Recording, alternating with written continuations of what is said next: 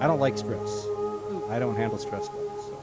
I don't either. I'm a head case sometimes. Not really a head case. I get really bad anxiety, and I kind of like make myself sick from it. Yeah, that would be my current wife. She's definitely got to watch it. Yeah. Stress kind of catches up to her.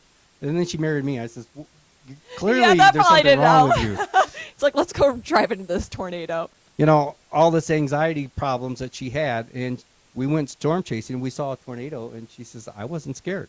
Really? And her family were kind of shocked. It's like, you saw a tornado? Did you freak out? No, it was right there in the field, 100 yards from us. And this beautiful rainbow sets down right next to us with a tornado coming down. I mean, it was like perfect. I think she fell in love with me that day. I'd be like, no, you wouldn't. No, really. No. Now, in Kirksville, you would have been crying. You probably, well, when I used to take out my daughters, and my youngest daughter, I feel sorry for her because everything that could go wrong on a storm chase has happened with her. All the windows get busted out. Thing. Sitting in the back seat, the window fall in and cave in on her. I mean, yeah. So I feel sorry for her. She doesn't want a storm chase, by the way. She's kind of. What does she want to do?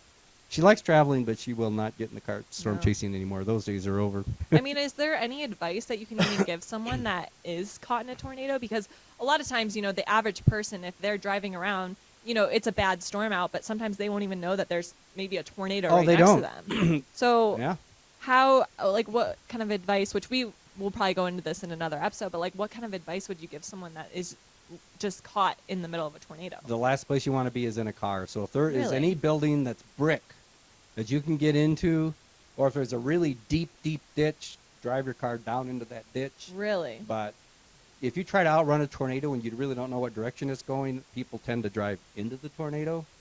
Now, you can outrun a tornado pretty easily if you know what direction it's going, but it's sometimes hard to understand what it's going. Like the first really good tornado I filmed, I was mesmerized by it, and I'm filming it, and I realized I've zoomed as far back as I can go. The tornado had been coming at me the whole time, and I didn't even know it. So now it's, you know, a couple hundred yards to me. It's like, oops, I think I got to move. Yeah, and I feel like the average person can't really. I didn't know what direction it was going. I was. So some other storm chaser who actually knew what he was doing, he emailed me. He says, you know, when a tornado doesn't appear to be moving, it's coming at you. Get away. Gosh. See, I didn't even know that. And honestly, again, for someone that isn't around tornadoes, is terrified of tornadoes, if I was in my car and I saw a tornado, the last thing I would be thinking about doing is getting out of it. But you said that's probably what the first thing you should be doing. You got to find a building and just get into the building, knock on somebody's door. If there's a 7-Eleven or any store like that around, they all have freezers. Run into there. Everybody just goes into the freezer. They close that up, and you got a really good chance of surviving. Because most tornadoes aren't going to kill you unless they're the bigger ones. You know, F4s, F5s, EF4s, EF5s they're deadly. So even inside that cooler. And what was the tornado in? Kirksville was a EF1. Some of the damage looked a little bit more like EF2 to me, but they rated it EF1 because they said some of the houses really weren't built very well, so that's why a lot of the houses were destroyed. Yeah.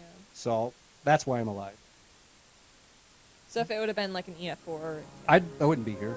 Never would have met you. Nope. look at us now. There you go.